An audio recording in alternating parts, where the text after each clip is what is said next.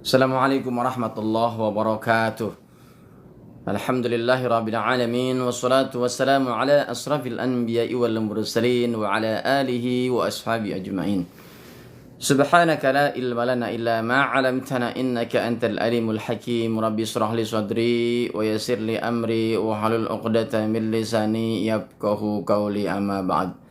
Puja dan puji hanya milik Allah. Salawat dan salam untuk baginda Rasulullah Muhammad sallallahu alaihi wasallam, keluarga, para sahabat dan juga para pengikut yang mudah-mudahan kita semuanya termasuk umat yang senantiasa istiqomah untuk meyakini ajaran-ajarannya yang sampai kepada kita, untuk menjalankan amaliyah kesehariannya, untuk mengikuti apa yang diajarkan oleh Rasulullah melalui para pewarisnya, yang mudah-mudahan keistiqomahan dapat kita pertahankan hingga ajal menjemput, sehingga iman, Islam, ihsan yang tertanam di dalam jiwa dan hatinya senantiasa terus terpaut hingga ajal menjemput. Harapan besar kita mudah-mudahan kelak di yaumul kiamah Allah takdirkan kita dimasukkan dalam barisan Rasulullah.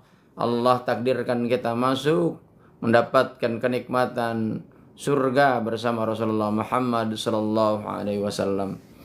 Sahabat-sahabatku yang dirahmati Allah Subhanahu wa taala, kita ini bersyukur kepada Allah karena hari ini kita masih diberikan kesempatan hidup, dan hari ini kita berada di tanggal 9 Zulhijjah, di mana saudara-saudara kita saat ini kita doakan yang sedang siap-siap untuk melakukan wukuf di Arafah sebagai sebuah puncak ibadah haji. Mudah-mudahan Allah senantiasa jaga fisiknya, diberikan kesehatan, diberikan kekuatan, diberikan kelancaran, dan juga bil khusus dijadikan ibadah hajinya saudara-saudara kita yang saat ini melaksanakan ibadah haji, diberikan haji yang mabrur, haji yang mabrurah. Dan mudah-mudahan kita yang belum bisa melakukan, menjalankan dan memenuhi panggilan Allah, mudah-mudahan oleh Allah dipanggil, oleh Allah dimudahkan menjadi tamunya Allah untuk melaksanakan ibadah haji maupun umrah di tanah suci. Amin ya Allah ya Rabbal Alamin. Dan yang ada di tanah air, mudah-mudahan kita pun bisa melaksanakan hari ini, melakukan ibadah sunnah yang diajarkan Rasulullah, yaitu ibadah puasa Arafah. Sebab di dalam hadis Rasulullah SAW, tidak ada amalan yang paling dicintai oleh Allah yaitu kecuali amalan yang dilakukan pada 10 awal bulan Zulhijjah. Karenanya ini peluang sahabat-sahabatku yang dirahmati Allah Subhanahu wa taala, bahkan ketika Rasulullah menyampaikan bahwa tidak ada amalan yang paling dicintai oleh Rasulullah sallallahu alaihi wasallam di 10 awal bulan Zulhijjah, Rasulullah pernah ditanya oleh para sahabat, "Ya Rasulullah, apakah termasuk jihad?" "Ya Rasulullah, termasuk jihad, kecuali yang jihadnya seorang laki-laki yang berangkat ke medan perang membawa harta dan diri dan kemudian dia tidak kembali, artinya gugur di medan juang tersebut." Nah, sahabat, itulah sampai-sampai Rasulullah itu melebihkan dibandingkan dengan jihad, padahal jihad itu adalah perkara yang berat, perkara yang tidak ringan, perkara yang begitu sangat luar biasa beratnya. Tapi oleh Rasulullah bahkan disebutkan bahwa ibadah yang baik, yang bahkan lebih dicintai oleh Allah Subhanahu wa taala bagi hamba-hamba Allah, bagi pengikut Rasulullah, adalah ibadah yang dilakukan pada 10 awal bulan Zulhijjah. Karenanya ini peluang, termasuk hari ini, yaitu pada tanggal 9 Zulhijjah, disunahkan sebagaimana yang diajarkan oleh baginda Nabi Muhammad SAW. Siapa yang berpuasa di tanggal 9 Zulhijjah, maka Allah akan ampuni dosanya 1 tahun yang lalu, dan juga Allah ampuni dosanya 1 tahun yang akan datang. Tentu dosa ini adalah bukan dosa-dosa yang besar, yaitu dosa-dosa yang kecil. Akan tetapi tidak ada dosa yang kecil, tidak ada dosa yang besar. Ketika dosa kecil dibiarkan, kita menganggap sepele, maka lambat laun dosa itu akan menjadi besar. Dan tidak ada dosa yang besar kecuali kita biarkan dosa itu terus menggunung, Akan tetapi ketika dosa besar itu kita mohon ampun kepada Allah Subhanahu wa taala sebagaimana yang Allah sampaikan dalam Al-Qur'an surat Az-Zumar, "Qul ya ibadiyalladzina asrafu ala anfusihim la taqnatu min rahmatillah innallaha yaghfiru dzunuba jami'an innallaha ghafurur rahim." Hai orang-orang yang sudah melampaui batasnya untuk berbuat dosa, artinya dosanya begitu sangat besar. Tapi ketika kita nih memohon ampun kepada Allah selama nyawa masih di kandung badan, selama kehidupan masih diberikan oleh Allah, kemudian kita taubatan nasuha kepada Allah, maka Allah akan ampuni. Dan ketika mengampuni ini sahabat-sahabatku, ada yang namanya menghapus, ada yang namanya menutup. Istighfar ini kalau dalam bahasa Arab namanya menutup, ibarat tulisan yang ditip nggak kelihatan tulisannya, tapi bekasnya masih ada. Tapi ada yang namanya menghapus. Apa itu? Sebagaimana yang kita memohon di dalam sholat, kita kan seringkali di antara dua sujud ketika kita duduk di antara dua sujud kita berdoa, Rabbighfirli warhamni wajburni warfa'ni warzuqni wahdini wa'afini wa'fu anni. Kita ini dihapus oleh Allah, dimaafkan oleh Allah, maka sehingga semuanya menjadi hilang. Nah, sebab itulah kenapa sholat ini menjadi wajib? Kenapa sholat itu harus dilakukan selama satu hari itu diulang-ulang sampai 5 kali supaya kita terhapus dosanya. Nah, sahabat-sahabatku yang dirahmati Allah Subhanahu wa taala, tema pada pagi hari ini adalah urgensi keimanan dalam kehidupan. Sahabat-sahabatku yang dirahmati Allah Subhanahu wa taala, iman dalam kehidupan, iman dalam beragama itu adalah hal yang mutlak, hal yang memang harus, hal yang memang begitu sangat penting. Karena ketika tidak ada keimanan, maka orang tidak akan mungkin beragama. Bahkan dalam hidup banyak mengalami yang namanya depresi, tekanan, stres, kemudian kepala pening, pusing, 7 keliling. Nah, sebab itulah sahabat-sahabatku yang dirahmati Allah Subhanahu wa taala, ketika keimanan itu ada di dalam dirinya, maka Allah menyampaikan la khaufun 'alaihim wa lahum yahzanun. Kalimat ini adalah kalimat yang tertuang di dalam kitab suci Al-Qur'an. Al-Qur'an ini pun yang memang memuat tentang bagaimana kita nih mengarungi kehidupan agar senantiasa termotivasi untuk senantiasa terus berbuat baik, termotivasi untuk agar senantiasa kita tetap semangat dalam mengarungi beragam masalah dalam kehidupan ini, dan juga kita tetap optimis meskipun masalah menghampiri. Maka itu penting keimanan harus ada di dalam dirinya. Kitab suci Al-Quran menjadi sesuatu yang biasa-biasa saja, bahkan tidak ada harganya bagi orang yang tidak beriman. Bahkan hidup yang kita tidak tahu apa yang bakal terjadi esok hari, ketika kita tidak meyakini itu pun sama.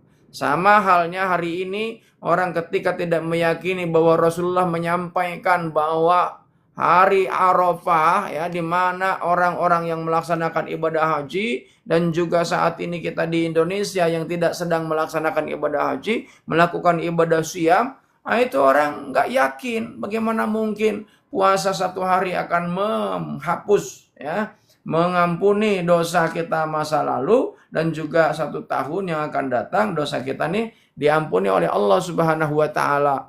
Itu pasti nggak akan kita lakukan. Nah, sebab itulah sahabat-sahabatku yang dirahmati Allah Subhanahu wa taala, maka pentingnya iman. Karenanya iman ini membuat kita ini saat ini beragama. Dengan kita ini beriman membuat diri kita tetap tegar. Dengan iman membuat diri kita meyakini akan adanya balasan, kebaikan dan keburukan di hari akhir. Bahkan kita nih dengan iman, kita nih meyakini ada yang namanya kehidupan berikutnya setelah kita meninggal dunia, yaitu dengan wafat masuk ke alam kubur. Tapi bagi orang-orang yang tidak meyakini, maka kematian di dunia ini adalah sebagai sebuah akhir kehidupan. Tapi bagi orang-orang yang meyakini dengan keilmuan yang disampaikan oleh para guru, yang disampaikan oleh para ustadz, yang disampaikan oleh para ulama, yang disampaikan oleh Rasulullah SAW, yang sumbernya dari Allah Subhanahu wa taala, yang kemudian sampai kepada kita melalui para pewarisnya, maka sahabat-sahabatku, kita senantiasa tegar menghadapi beragam persoalan hidup. Kenapa? Karena ada keimanan. Bahkan ketika kita ini dalam berbisnis, dalam bekerja, kadang kita ini menghadapi yang namanya karir mentok dalam bekerja, kemudian kita dalam berbisnis. Contoh kita misalnya berjualan, sudah ini dilakukan, itu dilakukan, tapi tetap saja nggak laris-laris. Begitu keimanan hilang di dalam diri kita, akhirnya kita menjadi orang yang bersekutu dengan setan. Ya, bersekutu dengan jin, bersekutu dengan makhluk-makhluk selain Allah Subhanahu wa taala, ya, sehingga menjadi musyrik. Ada orang yang kemudian jualan supaya laris, dia pergi ke gunung, dia minta kepada makhluk halus, ya kan? Ada yang namanya ngepet, ada yang namanya nyupang, ada yang namanya ya bersekutu dengan makhluk lain, ya. Itu namanya musyrik. Karena tidak adanya keimanan, maka ini dengan tema yang saya angkat, urgensi keimanan dalam kehidupan ini adalah hal penting. Makanya lihat, kalau nggak ada iman, maka orang itu melakukan yang namanya korupsi ketika menjadi pejabat. Karena apa? Wah, ini aji mumpung. Kalau anak-anak sekarang namanya mumpung hidup, kapan lagi bisa dinikmati? Besok belum tentu masih ada. Jadi sehingga akhirnya anak-anak sekarang disebut dengan FOMO, ya. Maka akhirnya apa yang terjadi? Mereka itu menikmati masa muda dengan cara hura-hura, menikmati masa muda dengan melakukan tindakan-tindakan maksiat. Nah, sebab itulah na'udzubillahi min dzalik.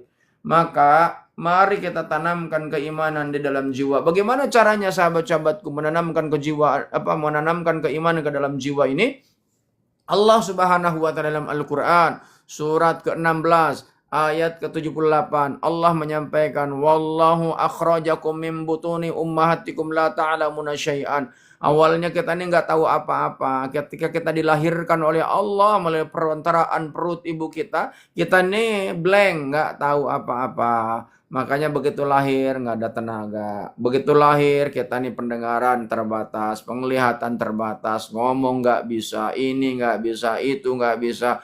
Bahkan harus dibantu. Nah, sebab itulah sahabat-sahabatku yang dirahmati Allah Subhanahu wa taala, maka kata Allah, supaya kita ini tahu apa-apa, wa ja'ala lakumus sam'a, Allah kasih pendengaran, wal absor, kasih penglihatan, wal afidah, kasih yang namanya hati nurani. Supaya apa? La'allakum tashkurun. Maknanya la'allakum tashkurun itu bisa bermakna kita mensyukuri, bisa bermakna kita menjalankan ajaran-ajaran yang namanya sampai kepada kita, akhirnya tertanam yang namanya keyakinan. Bahkan yakin ini, sahabat-sahabatku yang dirahmati Allah Subhanahu wa taala, kenapa saya mensitir ayat Al-Qur'an surat 16, surat An-Nahl ayat 78 tersebut.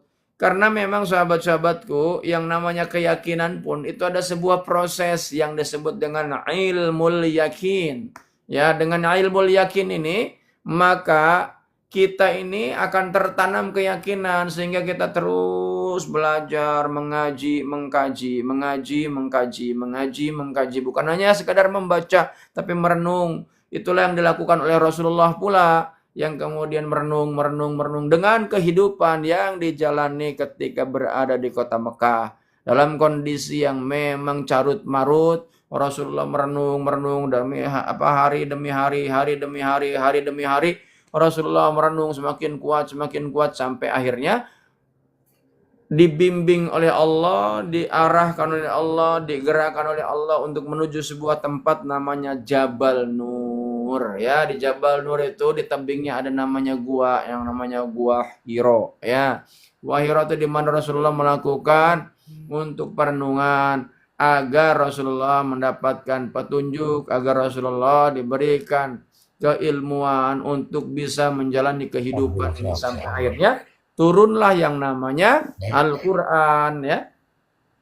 Jadi sahabat-sahabatku yang dirahmati Allah Subhanahu wa taala, ketika Rasulullah merenung, maka dapatlah yang namanya ilmu dari Allah melalui malaikat Jibril, ya. Bagaimana yang disampaikan oleh malaikat Jibril kepada baginda Nabi Muhammad SAW? Kata malaikat Jibril, Iqra Muhammad. Rasulullah Muhammad SAW menjawab, Ma'ana biqori. Iqra Muhammad, Ma'ana biqori. Aku tidak bisa membaca. Iqra Muhammad, Ma'ana biqori. 3 kali, sahabat-sahabatku. Apa maknanya? Maka ketika kita memang untuk mendapatkan pemahaman, untuk mendapatkan ilmu, kita ini nggak bisa hanya sekali, apalagi cuman hanya ngedengerin TikTok sekali, setelah itu cuman hanya sepintas doang, scroll, scroll, scroll, scroll, kemudian hilang tanpa menyimak dari awal sampai akhir. Akhirnya apa? Ya salah tangkap, salah pemahaman, salah menyimak. Akhirnya apa? Ya sudah, akhirnya nggak dapat apa-apa kecuali hanya yang menarik. Ketika kita lihat live TikTok, yang menarik adalah apa? Online, ya kan? Akhirnya apa? Keluar yang namanya jualan, keluar yang namanya iklan, keluar yang itu kenapa? Karena hanya menyenangkan jiwa sesaat. Jiwanya yang memang sudah terpaut dengan informasi yang kita dapatkan, yaitu apa? Oh, ada yang namanya jualan ini, jualan itu, segala macam yang menarik. Sementara yang bersisi yang mengandung keilmuan tak lagi menarik. Kenapa? Karena bagi dirinya memang sudah dipenuhi oleh yang namanya nafsu, yang memang hanya sekadar untuk menyenangkan kehidupan sesaat. Nah, sebab itulah sahabat-sahabatku yang dirahmati Allah Subhanahu wa taala, Rasulullah kemudian ketika menjawab Iqra ya Muhammad ma'ana biqari, kemudian malaikat Jibril tidak mengajak dialog tapi melanjutkan Iqra bismi rabbikal ladzi khalaq, khalaqal insana min 'alaq, Iqra wa rabbukal akram, 'allamal insana ma lam ya'lam, ya. Jadi Iqra bismi rabbikal ladzi khalaq, khalaqal insana min 'alaq, Iqra wa rabbukal akram, alladzi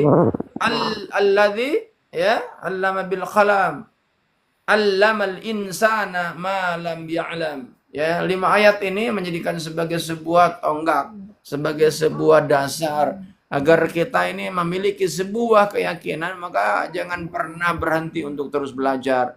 Rasulullah SAW bahkan menyampaikan kun aliman au muta'aliman au mustami'an au muhibban fala takun khamisan fatahlik. Jadilah orang yang berilmu. Supaya kita bisa berilmu, jadilah orang yang rajin untuk menuntut ilmu, namanya belajar. Seperti hari ini, pagi hari ini adalah bagian daripada belajar. Dan belajar ini banyak cara, salah satunya melalui medsos, media sosial, yaitu melalui TikTok. Maka TikTok ini sengaja saya manfaatkan bukan untuk hal-hal yang lain. Sebab itulah saya hanya menggunakan medsos ini untuk berdakwah. Kenapa? Karena kalau kita hanya berdakwah di masjid, berdakwah di tempat-tempat hanya lembaga-lembaga tertentu, sayang di era seperti saat ini lintas batas, lintas waktu, lintas apapun, makanya sehingga sahabat-sahabatku yang dirahmati Allah Subhanahu wa taala, untuk mendapatkan ilmu sekarang ini luas sekali sahabat-sahabat. Luas. Ya, tinggal kita maunya. Ya, sekarang ini pun bersamaan yang melakukan live banyak juga sekali. Tinggal kita pilih mana yang memang kira-kira cocok. Mana yang kira-kira membuat diri hidup kita menjadi tenang. Mana yang membuat diri kita menang. Bukan hanya senang tapi menang. Menangnya adalah menang dalam kebenaran. Menangnya paripurna. Yaitu menang untuk bisa dekat dengan Allah Subhanahu wa ta'ala. Bagaimana caranya? Buka Al-Quran surat ke-9 ayat ke-20. Surat ke-9 itu surat At-Taubah. Alladzina amanu. Oh, itu kan ada tuh diawali. Alladzina amanu wahajaru wajahadu fi sabilillah bi amwalihim wa anfusihim a'dhamu darajatan indallahi wa ulaika humul faizun. Orang-orang yang beriman, orang-orang yang hijrah, orang-orang yang jihad di jalan Allah dengan harta dan dirinya diberikan oleh Allah yang namanya derajat lebih tinggi, ya, derajat lebih tinggi bahkan. Di mana? Indallahi, di sisi Allah. Wa ulaika humul faizun, diberikan kemenangan, bukan hanya tenang, bukan hanya senang, tapi menang. Jadi sahabat-sahabatku yang dirahmati Allah Subhanahu wa taala, maka ini urgensi. Urgensi itu apa? Penting, ya. Maka kalau masuk rumah sakit ada yang namanya UGD, ya, unit gawat darurat. Ini adalah keimanan sesuatu yang darurat yang memang senantiasa harus kita jaga. Ibarat orang masuk UGD, maka biasanya orang yang masuk UGD sudah kritis itu, kan? Maka ditangani lebih awal dibandingkan dengan orang yang sakit biasa. Kalau sakit biasa rawat jalan, tapi kalau udah masuk UGD berarti udah nggak bisa ngapa-ngapain. Iman ini harusnya masuknya UGD. Artinya apa? Harus ditangani secara serius. Kenapa? Saat ini banyak orang-orang melakukan tindakan-tindakan yang melanggar. Ada orang yang namanya anak dibuang oleh orang tuanya karena hasil maksiat, hasil zina. Ada yang namanya anak membunuh ibunya, membunuh bapaknya. Ada orang yang namanya kemudian nyawa tak lagi berharga dalam kehidupan kita. Kenapa? Karena iman sudah tercerabut, karena iman sudah lemah, karena iman bahkan sudah tak ada lagi di dalam dirinya. Nah, sebab itulah sahabat-sahabatku, di era seperti saat ini dengan kemajuan teknologi, dengan kemajuan ilmu pengetahuan, maka harusnya iman bertambah. Kenapa? Karena ilmu itu menjadi sebuah sarana, ilmu yakin menjadi sarana agar kita menjadi orang-orang yang beriman. Sebab itulah sahabat-sahabatku, di dalam Al-Quran, makanya supaya kita ini ilmu itu menjadi sarana agar kita menjadi tenang, menjadi damai, menjadi bahagia, maka harusnya tanamkan dulu dalam diri kita ilmunya tentang ilmu bagaimana menguatkan iman. Sebagaimana Al-Quran dalam Al-Quran surat 58, surat Al-Mujadilah ayat 11, yarfa'illahul ladzina amanu minkum. Oh, ya kan? Yarfa'illahul ladzina amanu minkum. Allah meninggikan derajat orang-orang yang beriman di antaramu. Ya. Kemudian ada lanjutnya utul ilma daraja. Kemudian ada ilmu. Makanya yang pertama tuh ilmu iman dulu. Ya, bagaimana menguatkan keyakinan kita akan kebesaran Allah. Maka kalau dulu, Pak, dengan kesederhanaan orang-orang daerah itu, termasuk saya ini kan orang daerah, ya. Apa yang diajarkan oleh orang-orang tua dulu itu diajarkan tentang ilmu tauhid, ya. Ilmu tauhid itu adalah keimanan hanya Allah satu-satunya, tidak ada Tuhan, la ilaha illallah. Maka diajarkan wujud qidam baqa muhalafatunil hawadisi qiyamuhu binafsihi wahdaniyah kudrah irada. Itu diajarkan itu, ya.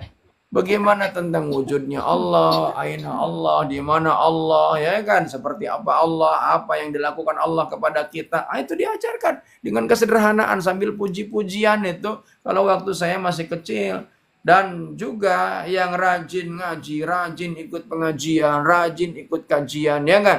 Itu disampaikan, cuma sekarang sudah mulai jarang. Sehingga maka sahabat-sahabat yang dirahmati Allah Subhanahu wa taala, ketika keimanan sudah tercerabut, tak ada lagi ilmu-ilmu bagaimana menguatkan keimanan di dalam diri kita, akhirnya apa yang terjadi?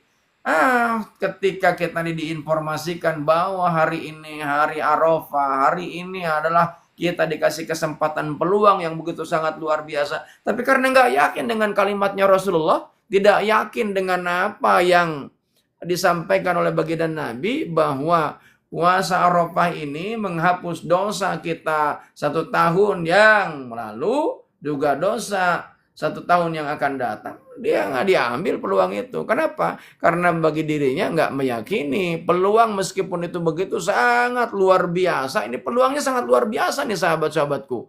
Tapi bagi orang-orang yang tidak meyakini, peluang ini ya biarkan saja, begitu saja lewat. Sama halnya orang pedalaman yang tidak mengerti, ya begitu dikasih antara emas batangan dengan makanan, maka dia pasti akan memilih yang namanya makanan. Kalau saya seringkali memberikan sebuah analogi, di tangan kanan saya ada sebatang emas yang beratnya 1 kilo, ya, emas murni yang ketika dijual itu bisa sampai laku miliaran. Kemudian di tangan saya ada rumput.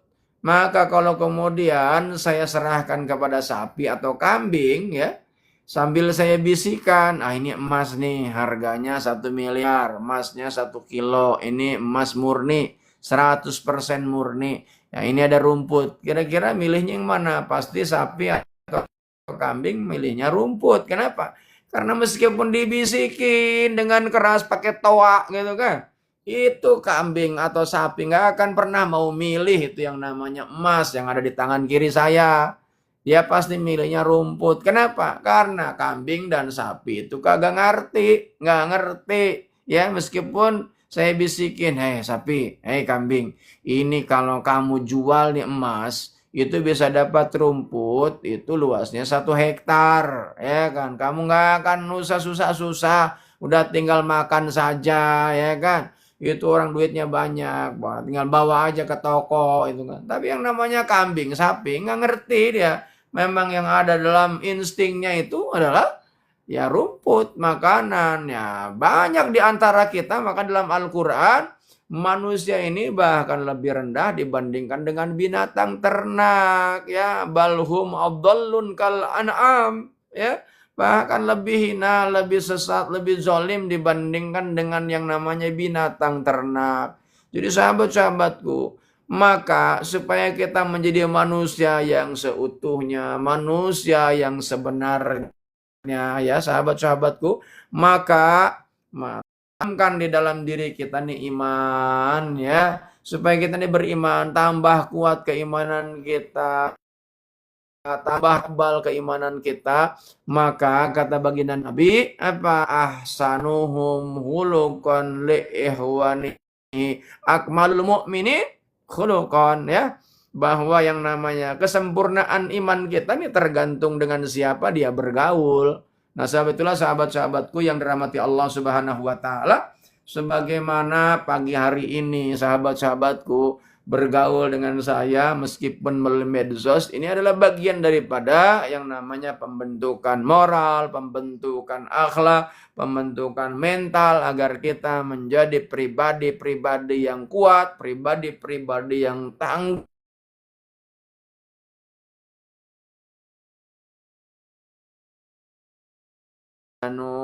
Maka orang-orang kalau sudah ada dalam benak dirinya, dalam pikiran, dalam hatinya keimanan, maka tidak ada yang namanya kecewa, tidak ada yang namanya stres, tidak ada yang namanya menyalahkan orang lain. Sebagaimana hari ini saudara-saudara kita yang berangkat ke Tanah Suci, dia sudah ngantri, sudah mengeluarkan uang, kemudian akhirnya nggak berangkat, ya kan? Karena keluar, ya, ada yang bayar sampai 1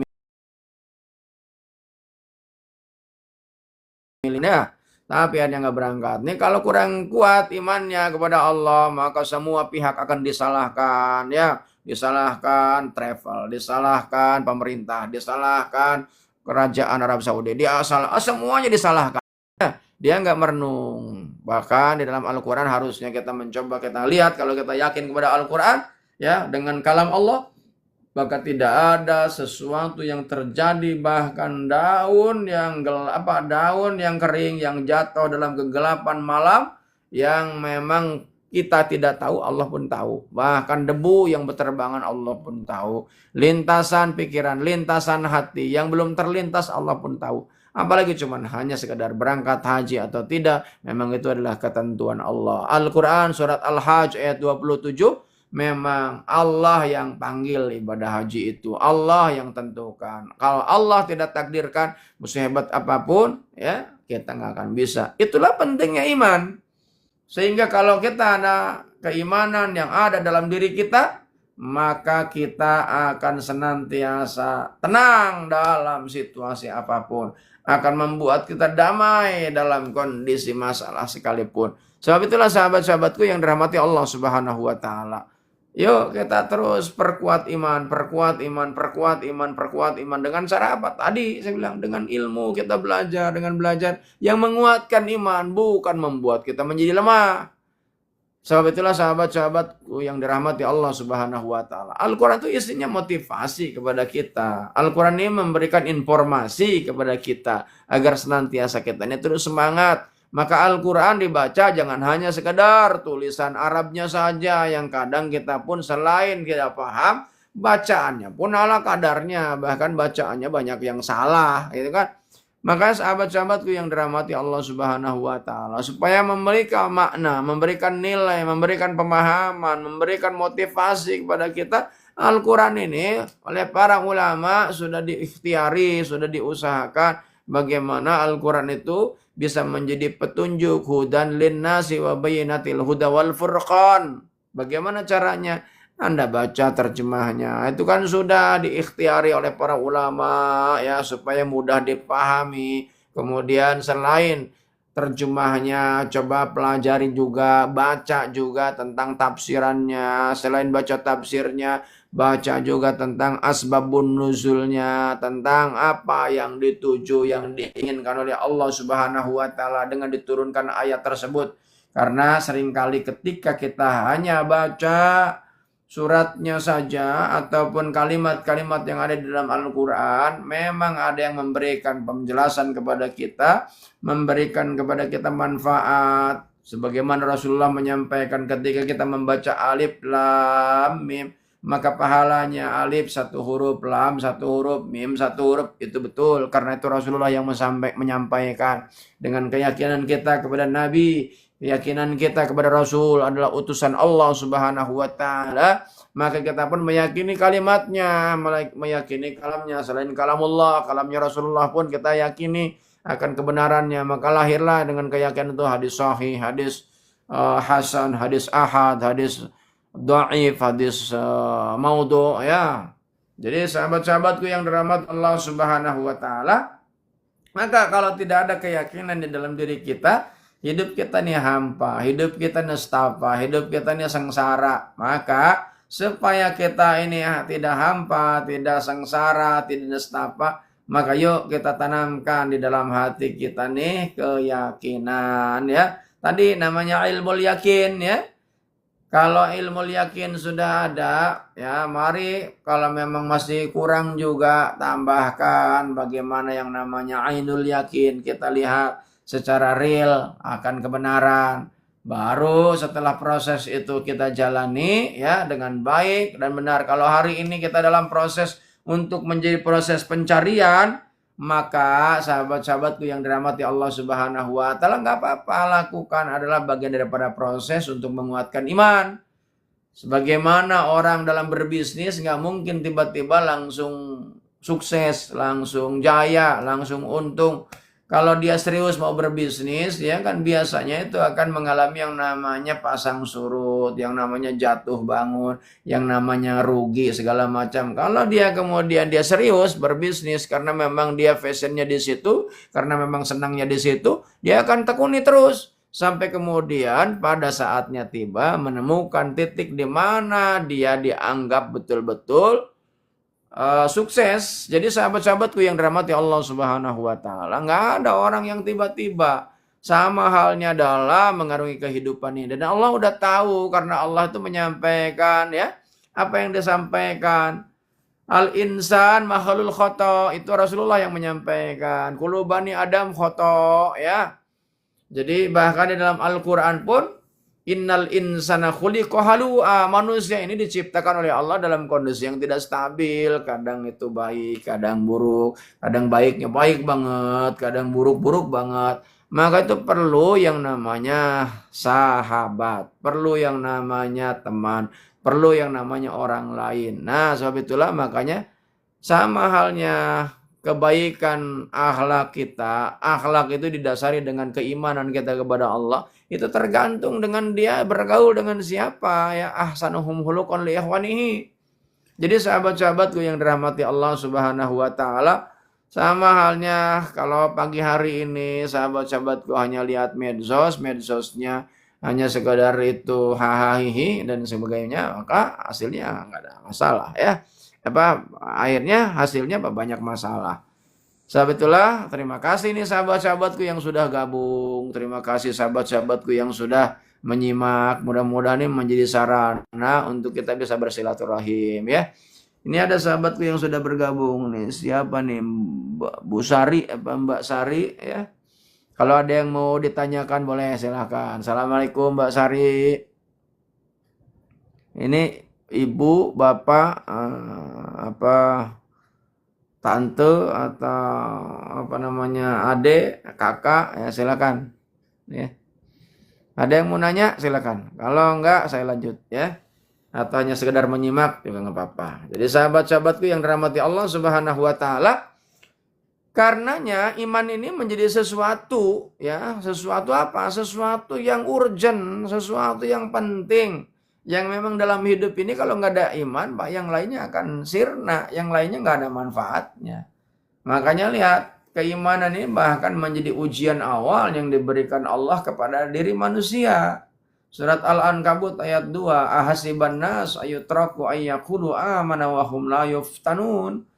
Kata Allah, ada orang yang mengatakan dirinya beriman kepada Allah, tapi kata Allah, nanti dulu, akan aku uji dulu. Ya kan? Nah, kalau Allah kemudian membiarkan begitu saja tanpa ada ujian, tanpa ada yang namanya screening, tanpa ada saringan, maka orang semuanya dianggap beriman. Tapi ternyata kan enggak. Allah kan enggak membiarkan begitu saja ketika ada orang yang mengaku dirinya beriman.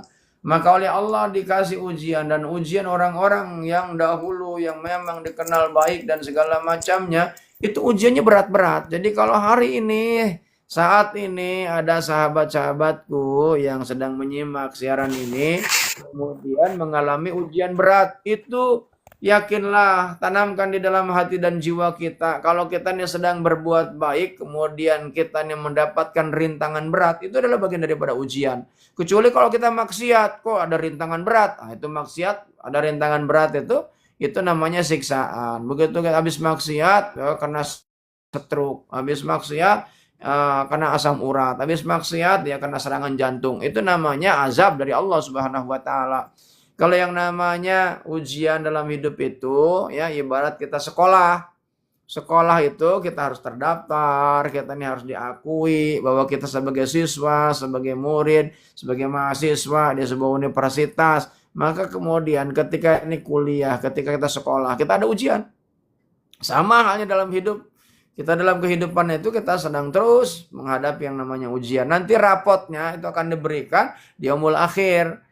Diserahkan yang namanya catatan, ya, report kita ini akan diserahkan. Ada yang diserahkan dalam Al-Quran itu diserahkan ke tangan melalui tangan kanan, ada yang diserahkan melalui tangan kiri, ya. Kalau tangan kanan bergembiralah kata Allah. Kalau tangan kiri, ya kita nggak bisa bersedih karena memang itu adalah ketentuan hasil apa yang kita lakukan. Sekolah ada orang mendapatkan predikat cum laude, ada yang mendapatkan predikat ranking 1, ada yang mendapatkan nilai bagus, ada yang mendapatkan nilai buruk. Itu kan nggak bisa lepas dari diri kita. Ketika kita sekolah ada yang menyimak serius apa yang disampaikan oleh gurunya, kemudian di rumah dia baca lagi. Sama halnya dalam kehidupan ini, ada yang menyampaikan tentang ayat-ayat Al-Quran, kita simak, kita baca, kita ulang-ulang sampai kemudian kita paham. Dan Allah kemudian memahamkan kepada kita, kemudian kita jalankan, maka meskipun kita jalankan pasti akan ada rintangan yang akan menghampiri kita. Memang bagi orang-orang yang baik itu rintangannya jauh lebih berat. Sama halnya ketika kita mau sekolah, pasti akan menghadapi ujian. Ujiannya semakin kita nih melakukan ibadah sekolah, melakukan pendidikan yang lebih tinggi, ujiannya lebih berat lagi. Kalau nggak mau ikutin ujian ya jangan sekolah. Ya. Tapi akhirnya hidupnya belangsak, hidupnya susah, hidupnya nggak serba tahu. Ya, tapi kalau orang mengikuti pendidikan ini tahu, ini tahu, ini tahu. Kalau orang serba tahu hidupnya dimudahkan. Ya, kenapa? Karena ilmu mengajarkan tentang kemudahan. Sebab itulah sahabat-sahabatku yang dirahmati Allah Subhanahu wa taala. Maka dalam kehidupan pun sama, sebagaimana tadi Al-Qur'an surat ke-16 ayat 78. Allah ini ngasih kita pendengaran, ngasih kita penglihatan, ngasih kita hati supaya kita mendapatkan ilmu. Dengan ilmu membuat diri kita nih iman bertambah, hidup menjadi mudah, ya kan? Bahkan semuanya terasa indah meskipun masalah menghampiri, tidak ada yang membuat diri kita menjadi lelah. Kenapa? Karena dengan ilmu kita ini harus menyesuaikan dengan lillah. Menyesuaikan dengan lillah namanya akhlakul karimah. Akhirnya apa? Mendapatkan nikmah. Nikmahnya di mana? Di akhirat yang penuh dengan yang namanya jannah. Jadi sahabat-sahabatku yang dirahmati Allah Subhanahu wa taala, jangan pernah kecewa dengan kehidupan ini. Jangan pernah mengeluh dengan kehidupan ini. Karena kalau kita coba renungkan, di luar sana banyak orang yang jauh lebih susah dibandingkan diri kita. Jangan lihat dengan orang yang lebih tinggi kehidupannya dari status sosialnya segala macam. Bahkan status medsosnya. Kalau kita nih hidup berdasarkan status sosial orang, berdasarkan status medsos orang, hidup kita nih pasti banyak yang iri. Ya. Kebanyakan stres, kebanyakan menyalahkan, kebanyakan mengeluh, ya. Makanya sahabat-sahabat tuh yang sedang melaksanakan ibadah haji, jangan kebanyakan update status, apalagi manas-manasin orang. Kadang ada orang yang tidak suka juga dengan status kita, ya kan? Ada orang yang bahkan berbalik, ya kan, mendoakan kurang baik. Nah, lebih baik kalau kita membuat statusnya yang baik-baik saja. Nggak usah tentang keadaan kita. Kita ini lagi makan, bahkan alhamdulillah anak soleh, lagi cium hajar aswad, lagi orang lagi ibadah gitu kan.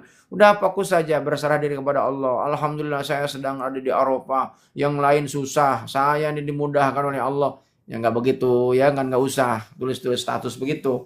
Jadi sahabat-sahabatku yang dirahmati Allah Subhanahu wa taala, ada orang yang kemudian nggak berangkat, kemudian hatinya terluka. Nah, begitu hati terluka, saat itu dia sedang dekat dengan setan. godaannya keluar, akhirnya apa gitu. Dia hanya status doang, akhirnya kan jadi jelek juga doanya, ya kan? Sudah, tanpa di-update status pun semua orang yang baik akan didoakan, ya kan? Lihat, setiap sholat kan itu selalu didoakan, Allahumma gfir lil mu'minina wal mu'minat, muslimina wal muslimat, al ahya'i minhum wal amwat. Itu tanpa kita meminta kita kepada orang baik itu senantiasa terus berbuat baik untuk mendoakan orang lain, ya kan?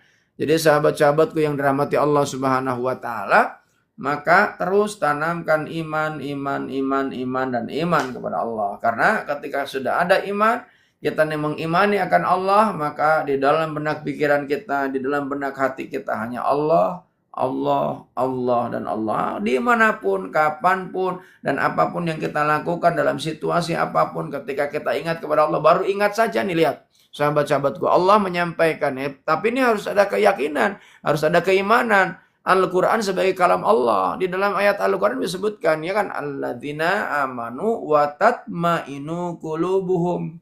Orang-orang yang beriman itu dikasih ketentraman, kedamaian di dalam hatinya. Ya. Nah, sebab itulah baca Al-Quran. Tadi saya bilang baca Al-Quran, kemudian baca Al-Quran, baca terjemahnya, baca tafsirnya. Kalau nggak paham, tanya kepada gurunya. Ya. Kalau gurunya nggak paham lagi, tanya guru yang lain. Jangan satu guru saja, jangan eksklusif. Ya. Kalau kemudian eksklusif hanya satu guru, apalagi gurunya melarang untuk belajar kepada yang lain, nah itu nggak beres itu. Guru itu nggak beres. Kalau melarang, kita nih belajar kepada yang lain. Kita nih belajar bisa ilmu apa saja harus kita pelajari, sahabat-sahabatku, supaya kita nih menjadi orang yang bijak dalam bersikap, orang yang bijak dalam bertindak, ya. Sehingga kita tidak mudah stres, tidak mudah tertekan, tidak mudah depresi. Hidupnya happy setiap saat, menikmati setiap episode dalam kehidupan. Dan episode demi episode itu, sebagaimana kita nonton sinetron, sebagaimana kita nonton film, itu kan ada episode-episodenya, di mana saatnya opening, di mana saatnya kita nih harus melakukan, ya, kemudian sampai di mana saatnya closing, ya. Kita nih jangan sampai closingnya bikin pusing. Kenapa? Karena Allah ini memerintahkan kepada kita dengan keimanan yang Allah sampaikan dalam Al-Quran, wala tamutunna illa wa antum muslimun. Ayat Al-Quran itu diawali dengan ya ayyuhalladzina amanu taqullah. Hai orang-orang yang beriman, bertakwalah kepada Allah haqqa tuqatih, yaitu dengan sebaik, dengan sebenar-benarnya, dengan sedalam-dalamnya takwa. Ya, haqqa tuqatih wala tamutunna illa wa antum muslimun. Jangan sampai kemudian meninggalkan kita dalam kondisi yang gelisah, tidak selamat, tidak damai, ya kan? Jadi sahabat-sahabatku yang dirahmati Allah Subhanahu wa taala, makanya iman. Tapi Sayyidina Ali ya karamahul wajah pernah menyampaikan al-imanu yazid wa yanqus. Iman itu kadang naik, kadang turun, ya kan? Memang itu adalah sunnatullah, ya, hukum alam. Ya, hukum yang Allah turunkan kepada kita.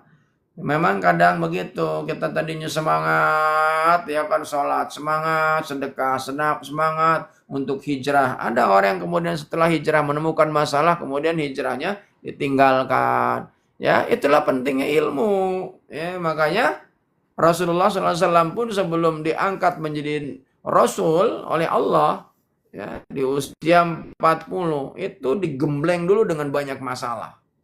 Masalahnya lebih pelik, masalahnya lebih besar, masalahnya lebih rumit, masalahnya lebih berat dibandingkan dengan apa yang menimpa diri kita. Oh, kalau kita mah masalah dikit aja, baru jerawat atu aja udah pusing setengah. Pusing 7 keliling. Ya udah, semuanya diomelin. Baru jerawat atu, ya kan? Belum 2, belum 3, wah udah pusing. Wah. Jadi sahabat-sahabatku yang dirahmati Allah Subhanahu wa taala, maka ketika kita berserah diri kepada Allah, maka insya Allah, ya.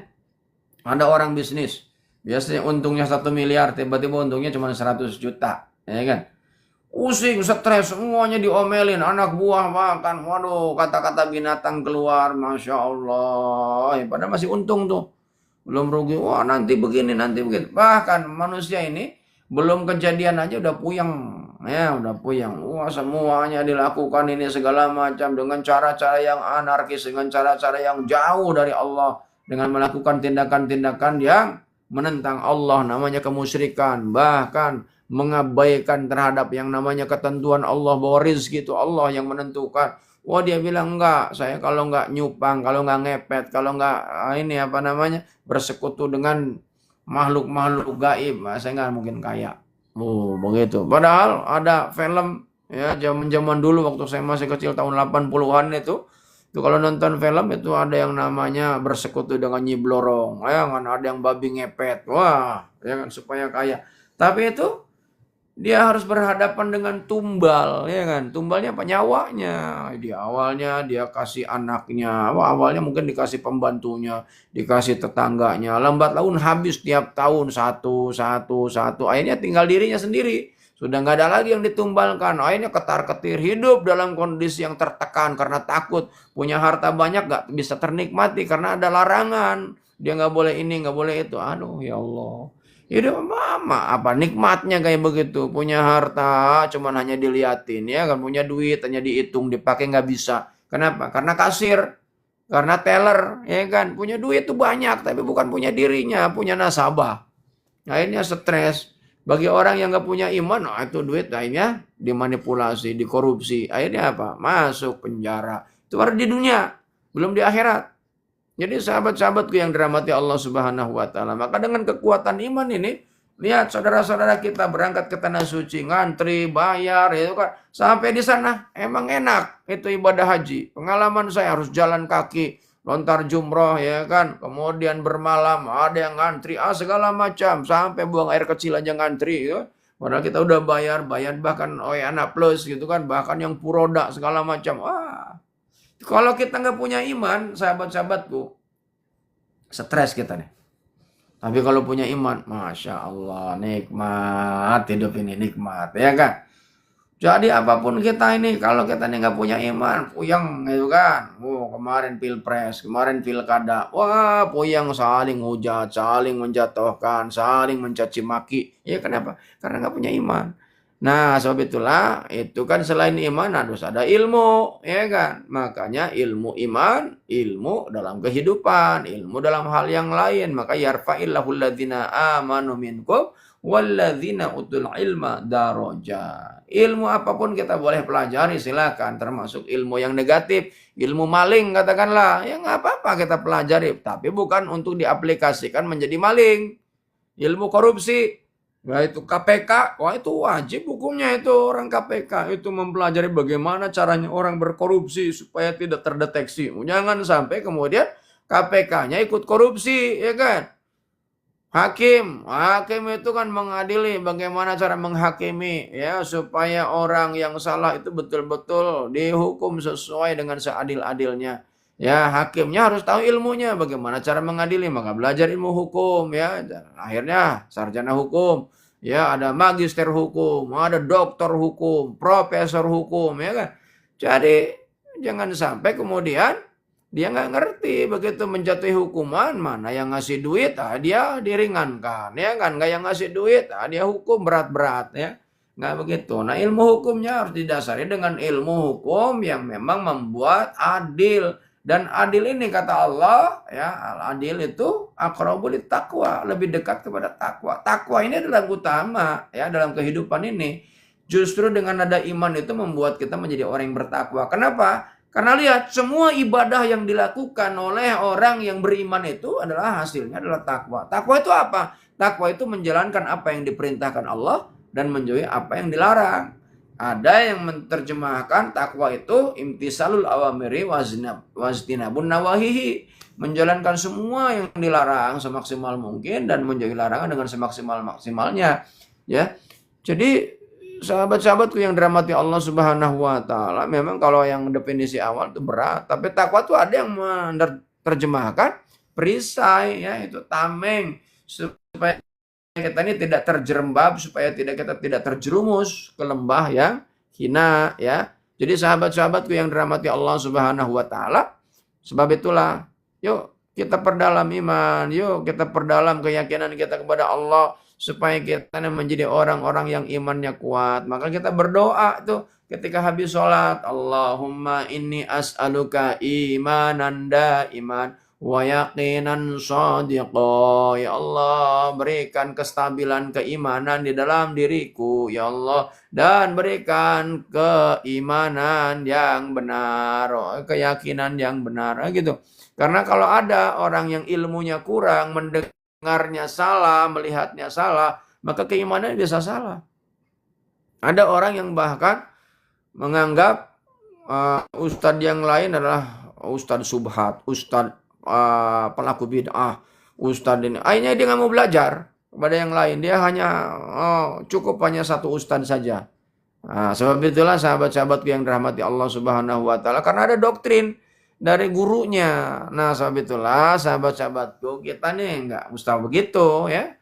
Kita harus belajar dengan siapapun ya. Saya ini belajar dengan siapapun. Saya punya sahabat dengan biksu, dengan bante ya, dengan para pemuka agama lain. Kita untuk menggali keilmuan itu kan bisa dari mana saja. Tentu ya, tadi saya bilang kuatkan dulu ilmu keimanan kita, ilmu keyakinan kita kepada Allah, kepada malaikat, kepada kitab-kitab Allah, kepada Rasul, kepada Nabi, kepada hari akhir ya, kepada yang namanya takdir baik buruk. Itu kan ketika memang awalnya kita meyakini Allah Subhanahu wa taala ya.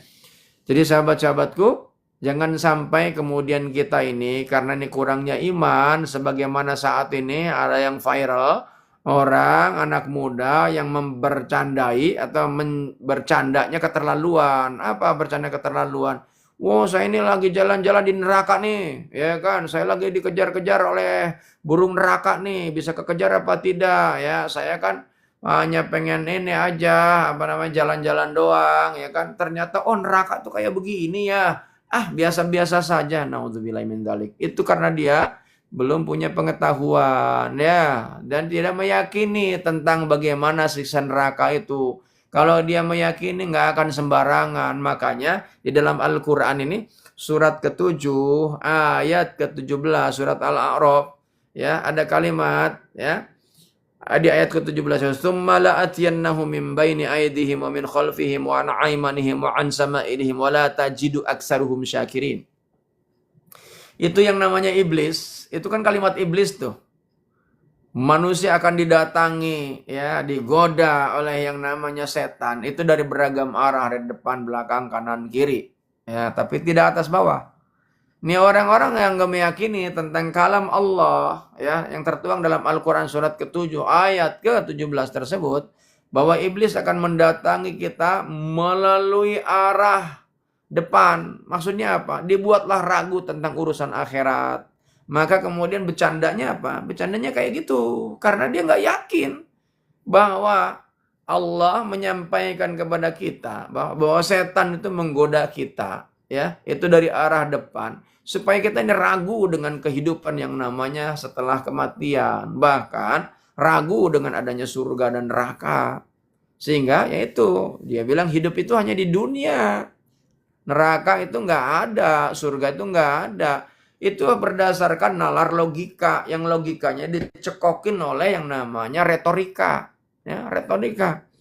Sehingga sekarang ini banyak orang yang berceramah berdasarkan retorika, ya, keindahan kata-kata. Maka banyak orang yang kemudian hidupnya bukan lagi berdasarkan ayat Al-Quran, bukan lagi berdasarkan hadis, bukan lagi berdasarkan apa yang disampaikan oleh ulama, tapi berdasarkan quote ya, kata-kata indah. Ya kan, makanya hari ini kata-katanya apa? Masya Allah, sahabat-sahabatku, bukan tidak boleh ya, tapi itu tidak ada kekuatannya. Yang ada kekuatannya itu kalau kita yakin, kalau kita ini beriman kepada Allah ya, salah satunya adalah kitab Allah, Al-Quran ya. Kitab Allah kan ada Al-Quran, ada Zabur, ada Taurat, ada Injil ya. Jadi sahabat-sahabatku yang dirahmati Allah Subhanahu wa taala. Tapi ini mari kita tanamkan keimanan yang kuat bahwa Al-Quran itu merangkum semuanya, menyimpulkan dari seluruhnya. Sebab itulah sahabat-sahabatku, dengan Al-Quran sudah cukup. Tapi ini Al-Quran yang kita yakini, yang kita imani ini harus kita pelajari. sebaik mungkin, sedalam mungkin, semaksimal mungkin, supaya Al-Quran menjadikan petunjuk, hudan, linnas, wa bainatil huda wal furqan. Jadi sahabat-sahabatku yang dirahmati Allah Subhanahu wa taala, maka kalau kita ini malas belajar ya sudah. Ketika kita menyimak cuma hanya sepintas, ya kan? Ketika ngaji malah kita tidur.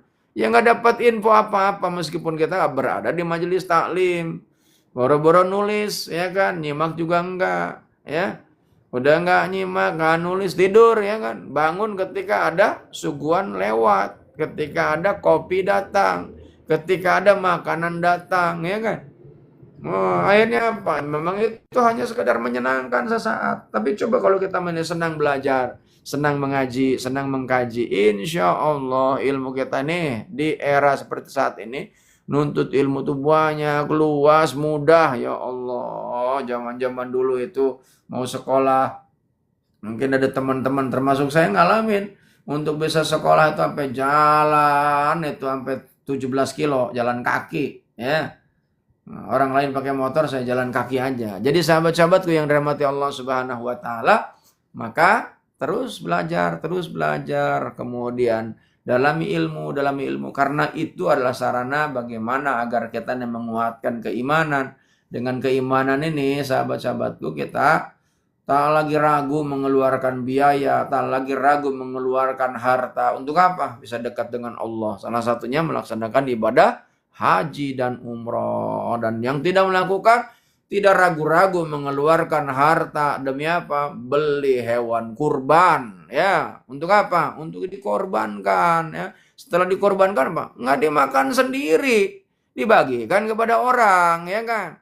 Ada orang yang bahkan, ya kan, setelah dia membeli hewan kurban, dia potong, ya kan, di hadapan masyarakat. Setelah itu dia nggak dibagi masyarakat. Nah, itu dari mana itu ajarannya, kan?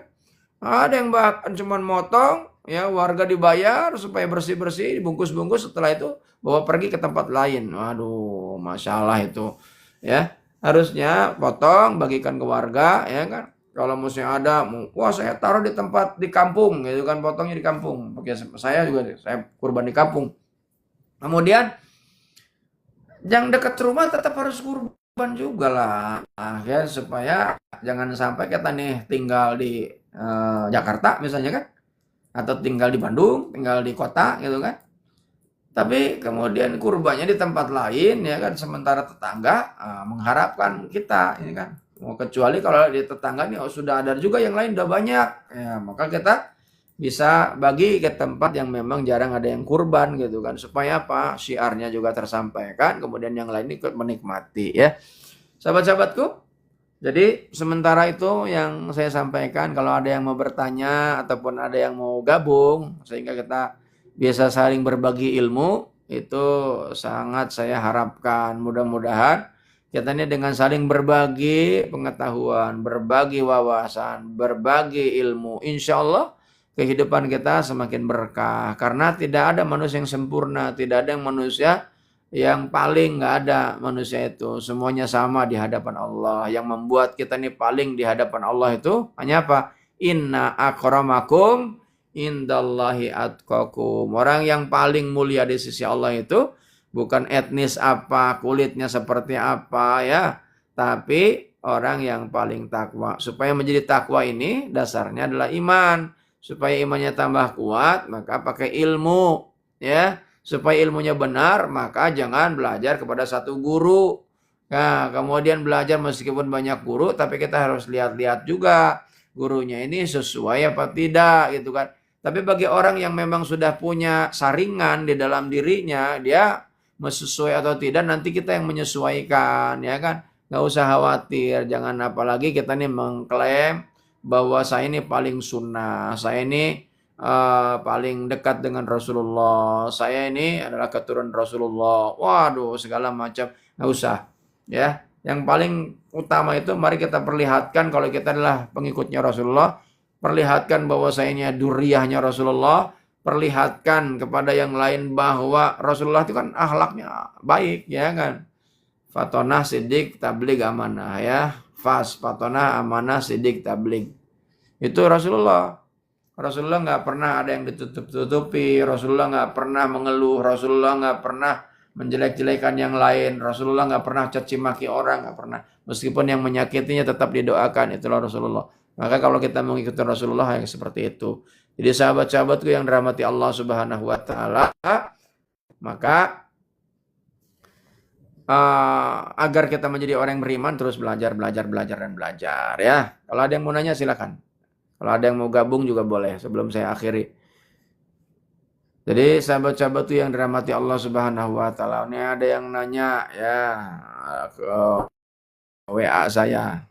Ustaz, gimana supaya kita keimanannya tetap stabil? Tadi kan saya sampaikan, sahabat-sahabatku, supaya imannya tetap stabil, carilah kawan yang membuat diri kita nih tetap diingatkan ketika kita melakukan kesalahan. Yang kedua, supaya iman kita tetap stabil, teruslah kita berzikir kepada Allah. Kenapa? Karena Allah memerintahkan, ya ayyuhalladzina amanu dzkurullaha ya dzikran katsira, ya ayyuhalladzina amanu dzkurullaha dzikran katsira. Jadi sahabat-sahabatku yang dirahmati Allah Subhanahu wa taala, maka ini orang-orang yang beriman supaya imannya tetap stabil, maka ingat kepada Allah, terus ingat kepada Allah, ingat. Begitu kita nih lengah sedikit, setan masuk. Ya, makanya lihat orang yang kalau kata para psikolog, ini kenapa dia kesurupan? Sebetulnya ini karena dia kebanyakan bengong, kosong pikirannya. Begitu kosong pikirannya, nah diisi sama yang lain, ya makhluk lain. Ya. Akhirnya apa? Kesurupan. Maka jangan kosong. Ya. Nah, supaya nggak kosong apa? Kita nih lisan kita berzikir, ya kan? Hati kita berzikir, pikiran kita berzikir, tubuh kita berzikir. Nah, ini kan sholat itu kan bergerak tuh. Pikiran, hati itu berzikir. Sama halnya nih sahabat-sahabat kita yang saat ini sedang melaksanakan ibadah haji. Nah, siap-siap nih. Sudah akan siap menuju Arafah untuk wukuf. Wukuf itu kan diam tuh, artinya kalau diterjemahkan bahasa Indonesia. Ya. Tapi diamnya memang fisik berada di sebuah tempat namanya Padang Arafah. Ya, sudah ada batasan-batasan yang memang sudah pemerintah Arab Saudi lakukan. Di sana itu cukup berdiam, ya. Maka kalau sudah berada di Arafah, maka orang dengan segala macam cara bagaimana supaya bisa masuk ke Arafah. Karena al-haju Arafah. Haji ini adalah wukuf di Arafah. Wukuf itu diam. Tapi diamnya bukan berarti diam hanya nggak ngapa-ngapain gitu. Memang kalau secara fikih meskipun di situ tidur sampai ngorok, berada di Arafah waktu yang sudah ditentukan yaitu ketika saat matahari sudah tergelincir, sudah ada di situ, sampai nanti tenggelamnya matahari, maka itu sudah sah hajinya. Yang lainnya kan tambahan, ada lontar jumroh, ada yang namanya tawaf, ada yang namanya sa'i, yang namanya tahallul, itu tambahan. Tapi yang paling utamanya adalah haji itu adalah wukuf di Arafah. Apalagi kalau di Madinah, Madinah bukan ibadah haji, umrah juga enggak, ya kan? Kalau itu hanya ziarah saja, ziarah ke makamnya Rasulullah Muhammad SAW, karena Rasulullah dimakamkan di Madinah, ya. Itu ada yang namanya Raudhah. Raudhah itu antara mimbar dengan rumahnya Rasulullah. Rumahnya Rasulullah itu menjadi makamnya Rasulullah, disemayamkan, dikuburkan Rasulullah sallallahu alaihi wasallam. Jadi gitu sahabat-sahabatku, ya. Kalau ada yang nanya lagi, saya persilahkan. Jadi terima kasih sahabat-sahabatku semuanya sudah menyimak. Mudah-mudahan dengan kita nih bergabung di sini bersama-sama bisa bersilaturahim meskipun melalui media sosial, tapi insya Allah oleh Allah dimudahkan, oleh Allah dipahamkan, ya. Saya pun oleh Allah diberikan kelancaran untuk menyampaikan, karena bagi Allah itu mudah. Kalau kemudian ingatan dicabut, lisan dibikin keluh, nggak lagi bisa bicara, ya kan? Nah, sebab itulah kita mari bersyukur kepada Allah karena hari ini kita masih diberikan kesempatan untuk bisa bersilaturahim. Bagi yang sahabat-sahabatku yang saat ini belum sempat sarapan, belum sempat makan, enggak sempat minum, masih bisa ada kesempatan untuk diniatkan puasa Arafah, ya, hari ini, ya. Insya Allah itu pahalanya luar biasa sahabat-sahabatku. Peluang ini yang diberikan oleh Allah setahun sekali, ya. Itu masuk dalam 10 hari Zulhijjah. Ambil peluang itu kalau memang kita nih betul-betul beriman kepada Allah. Jangan biarkan, ambil peluang itu dan bagi yang punya kesempatan oleh Allah, yang punya rizki lebih ya berupa harta, maka sempatkan diri untuk membeli hewan kurban ya, cari yang terbaik, kemudian serahkan. Masih ada waktu ya. Hari ini, besok ya, atau yaumun nahar, kemudian ada tasrik 3 hari itu 11, 12, 13 ya. Cari yang terbaik insya Allah. Kalau sanggupnya kambing ya, meskipun kecil nggak apa-apa. Itu masuk dalam syarat. Yang penting umurnya sudah lebih dari 2 tahun, sudah 3 tahun. Itu namanya sudah cukup umur. Sapi pun ada yang harganya 10 juta, 12 juta, 13 juta. Ada itu. Ya. Nanti bahkan kalau misalnya ada yang mau beli sapi, saya ini punya langganan di Cibitung ya. Jadi sahabat-sahabatku yang dirahmati Allah Subhanahu wa taala, insyaallah Allah akan mudahkan ya. Karena kata Allah dalam Al-Qur'an surat Al-Ankabut, "Walladzina jahadu fina lanahdiyannahum subulana wa inallaha lama'al muhsinin." Ketika ini kita bersungguh-sungguh untuk mengharap ridha Allah, untuk bisa dekat dengan Allah, nanti Allah akan kasih kemudahan dan bahkan Allah akan datangkan orang-orang baik untuk menghampiri dan menguatkan tentang keimanan kita. Demikianlah, mudah-mudahan manfaat. Hadanallahu wa ikum ajmain. Assalamualaikum warahmatullahi wabarakatuh.